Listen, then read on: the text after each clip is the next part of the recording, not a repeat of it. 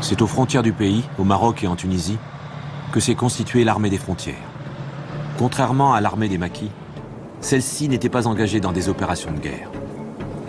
Dès la fin juillet, les troupes de cette armée des frontières, avec l'appui du colonel Boumedienne, et se lancent à l'assaut des grandes villes. Divergence politique entre le GPRA, le gouvernement provisoire de Benredda, qui conduit alors les négociations pour la paix, et l'état-major de l'armée des frontières en Tunisie. Cette armée, que dirige un état-major général sous les ordres du colonel Boumedienne, est forte de 60 000 hommes. Lourdement armée, fortement politisée, elle attend son heure. Cette armée est très opposée aux négociations de paix par peur d'en être exclue. Officier formé au Caire, fortement influencé par Nasser, le colonel Ouari Boumedienne n'est pas suffisamment connu dans la société algérienne. Il recherche des appuis politiques auprès des chefs historiques de l'insurrection algérienne, toujours emprisonnés en France.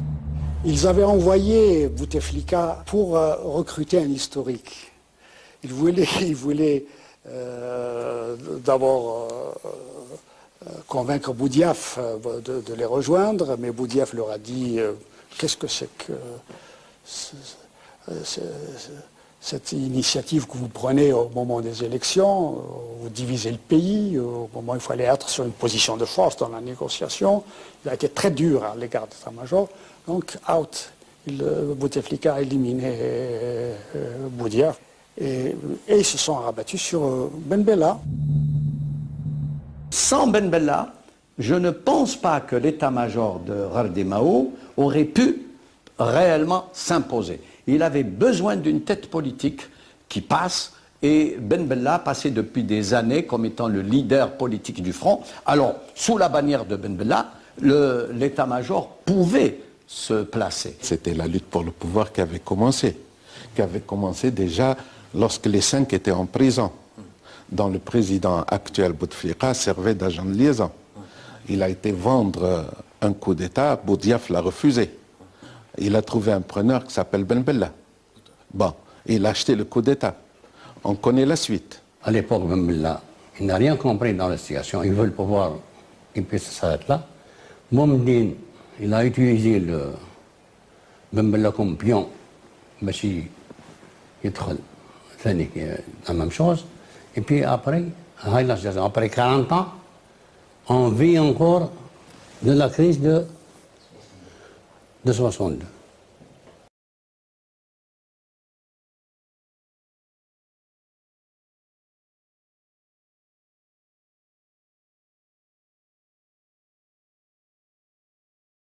والعقيد بومدين وزيرا للدفاع ونائبا لمجلس الوزراء. En plus de la défense territoriale, notre armée aura une mission à accomplir,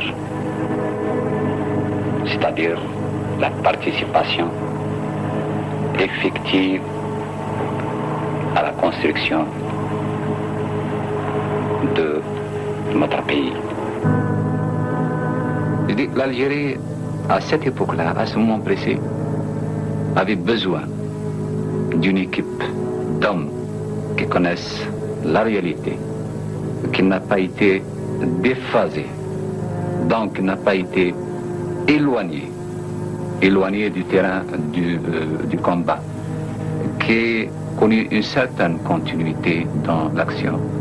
Une équipe qui était en mesure de dire non et d'imposer certaines mesures de redressement.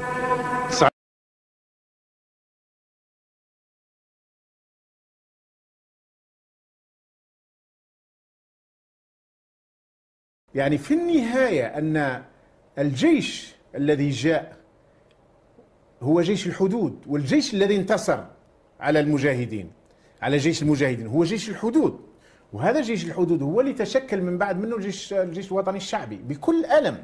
أقولها لك، لأن احنا في كثير من الحالات يقول لك الجيش الوطني الشعبي سليل جيش التحرير، لا، يتحرر أو يخرج الفرنسيس من الجزائر، والناس كلها تتوقع أن تعود لوثائق الثورة الجزائرية سواء أول نوفمبر أو بعض ما جاء في مؤتمر الصمام أو بعض القرارات اتخذت فيما بعد، وأهمها قيام دولة مدنية. قيام دولة مدنية ديمقراطية اجتماعية، يعني بدأت المجلس التأسيسي. نعم وبدأت في إطار المبادئ الإسلامية بإطارها، وبدأ المجلس التأسيسي وبدأت الأشياء. جاءت دبابات من وجدة عليها عسكريين ووضعوا بنبلة في الصورة، وجاءت الدبابات من وجدة. عندما ذهب محمد السعيد رحمه الله، وكان أحد أعظم الثوار والمجاهدين يومها، يواجه يوسف بن خدة، يقول له نواجه هؤلاء. قال له كيف لي بأن أواجه جيش تدعمه فرنسا ومصر والمغرب، يدعمه الحسن الثاني وعبد الناصر وديغول. هذه الدول المؤثرة آنذاك في الأحداث الجزائرية اجتمعوا على الدفع بالعسكر. لماذا كانوا يريدون الدفع بالعسكر وبمجموعة وجدة بالذات؟ لأنهم يعرفون أنهم سيؤدون إلى تخريب البلاد. بومدين، ومنها تم اتخاذ القرار بالدخول إلى العاصمة بالقوة صيف 1962، وفي فندقها المرصع باسم كردادة عرفت غرفته الشهيرة رقم 105 كان لها شرف إعلان تسمية الجيش الوطني الشعبي بدل جيش التحرير الوطني، وهو الجيش الذي قاد الدخول للعاصمة بنجاح صيف 1962. من بعد الدبارة نتاع بومدين قال سيدي كي ما حبوش خلينا ندخل بالقوة. هذا اللي خلى وأن سي بومدين جاء البوسعادة وقنع سي محمد شعباني بالجيش نتاعو، قال له باش نهجموا على العاصمه وندخلوا. وجانا سي الخضر بورقع هم زال حي، وسي محمد بروقيه هم زالوا حي في برازه. قالوا له شوف،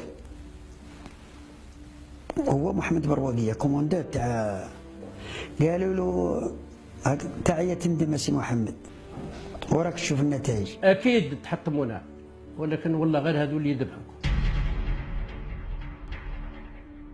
وبالفعل كما سي محمد الشعباني قبل الموت قال الشيء الوحيد اللي نندم عليه هي الحكايه نتاع اللي دخلناهم للجزائر وحكموا وداروا نتاع فرنسا، وها مش راهم يديروا فينا نتاع فرنسا. قال لي هذيك الغلطه اللي درتها وما ننساهاش حتى نموت ونخلصها ولو بعمري وروح تربح.